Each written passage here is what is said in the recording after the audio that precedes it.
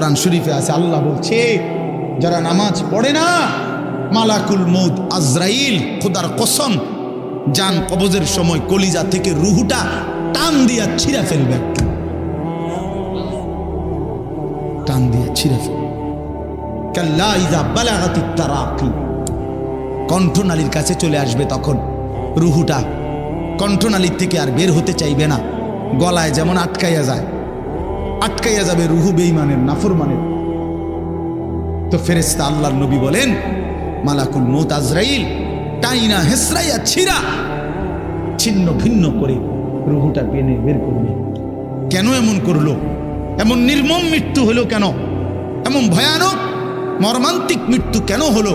কোরআন শরীফ আল্লাহ সরাসরি বলছে ফালা সাদ্দাকা ওয়ালা সাল্লা, কারণ হলো সে আমি আল্লাহকে বিশ্বাস করে নাই, ওয়ালা সাল্লা এবং কি করে নাই, এবং কি করে নাই, সরাসরি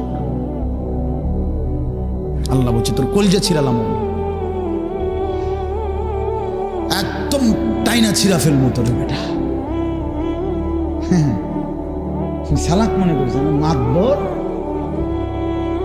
মাতবর আর দুগা খাইয়া টোটো টোটো করে করো, মনে করো মাতবর, হ্যাঁ তাফালিং করো, কেউ তোমারে কিছু বলে না। ছাগল তোমারে কেউ দেখতে পারে না, দেখে না কিছু বলে না। আমারে তো ছোটবেলার থেকেই আমার মা, আমার বাবা, আমার ভাই, আমার আত্মীয় স্বজন আমারে আগলাইয়া রাখছে, নজরে নজরে রাখছে। তোমারে কেউ দেখতে পারে না, তোমার উপরে যে খোদার গজব, এই জন্য তোমার মা ডাকে না, বাপে ডাকে না, গ্রামের কেউ ডাকে না।